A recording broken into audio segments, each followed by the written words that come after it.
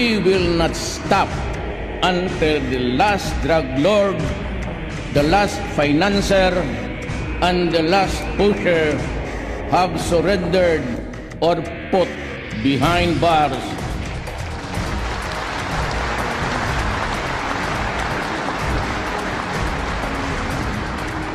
Or below the ground, if they so wish. Do not do drugs. Human rights must work to uplift human dignity.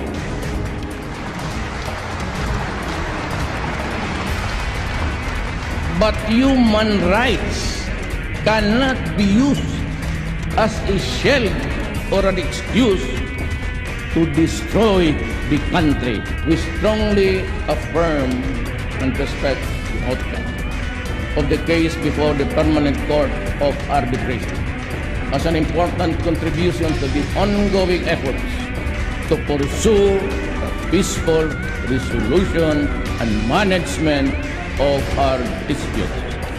I am now announcing a unilateral ceasefire with the CPP, NPA, NDF. We will lower personal and corporate income tax rates.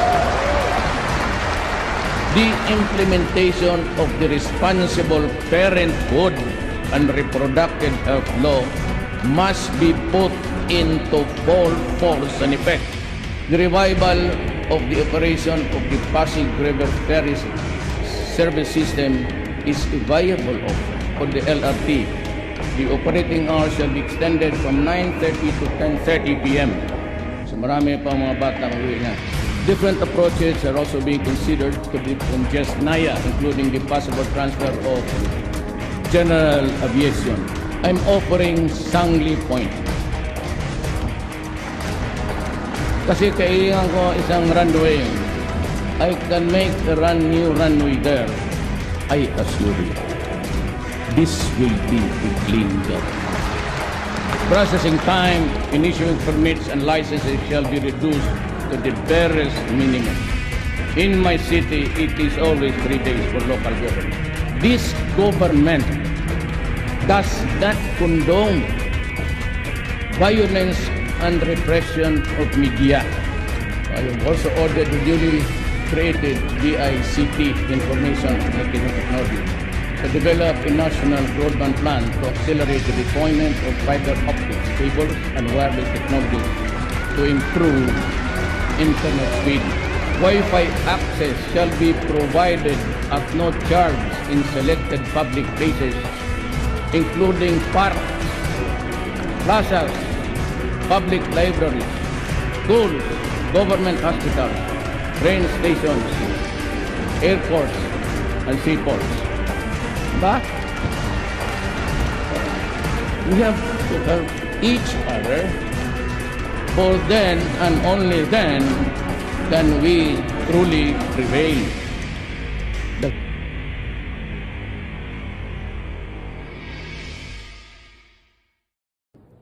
Ako po'y nagdodoble ang pagod para sa inyo, para sa kapakanan ng bayan. Seryoso po ako. Kayong mga ganon, tikit-tikit at magkaroon ng gulo, wag ho ninyong gawain yan. Ito na yung warning ko. Yun ang last. Wala nang iba. Hindi ko na gagawin. Huwag ninyong sirain yung mga bagay-bagay na ginagawa namin para sa kapakanan ng tao. Mabuti ang magkaintindihan tayo.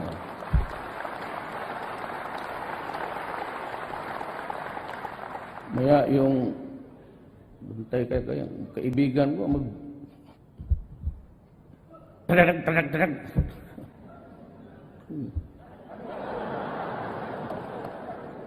Kaya wag ninyong gawin. Simple lang yan eh.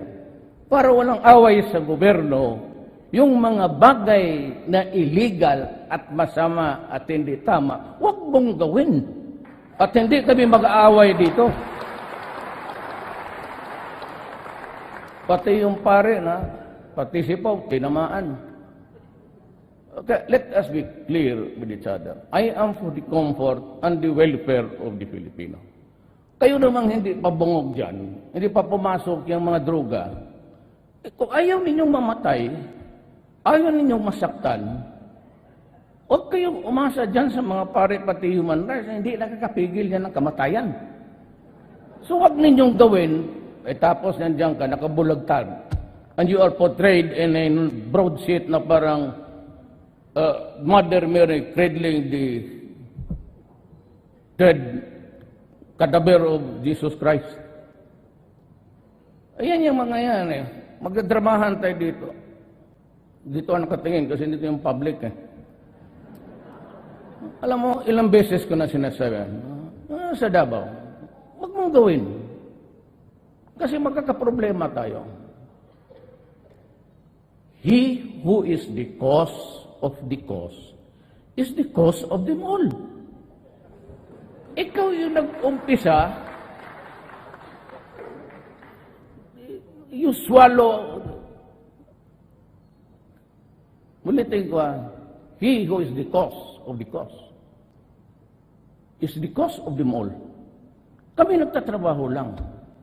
We have a nation to guard. We have billions of people to see that they are healthy. It's a question of drug, it's a question of public interest, public order. Kita mo, lesser crime. Wala na kasing magnanakaw. Wala na nag-hold up. Kasi para yan. Okay, tatapos sa bila, maliliit lang yan. Gamitin mo utak mo. If you're able to contaminate, kaya ng negosyo ng mga Chinese, wholesale yan sila. Kasi kunti-kunti, kung the whole of Tondo contaminated, pera yan. I'm not saying it's Chinese. The practice of itong wholesale retail. They go for wholesale. Maski na kumita lang ng isang piso dyan sa isang kaso, okay na yan. Kasi paramihan eh. Yan ang ibig kong sabihin. Now, I hope the military and the police will not react on this. It's part of the deep intelligence that we have gathered. I'm forced to come in public kasi pati yung mga pare nagaano. Alam mo, kayong mga media, naghanap kayo ng where's the big fish? Saan yung bilyonaryo na mayaman? Yung may kotse, may mga Mercedes, may... Ma'am, nandoon yan sila sa labas. Wala dito.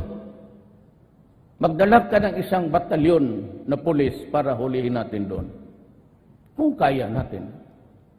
Didirect the traffic of drugs sa kanila. Meron silang ganito. Malaki. Real time, nakikinig sila ngayon dito. I am very 101% nakikinig sila. Andun, doon lang. Isusuri nila sa Tondo. Itapon mo dyan. Tapos umalis ka, kunin mo doon sa tindahan yung bag o package. Masabi mo nakikita ng media na kayo lang nagbabrand niya na drug lord eh. Those are not the drug lords. You, mga lieutenant, delivery boy yan. Kung baga LBC lang yan, pati DHL, federal. Pati yung tawag nilang basura, yun yung street, ano. Huwag kayong maghanap. Gusto niyo, sabihin ko sa inyo, puntahan natin. I'll give you the names. I'll show you the intelligence. Pero give me the guarantee na may magawain ka. Because I'll give you the name, I'll give you the country. Kung wala ka rin gagawa, mag-shut up ka.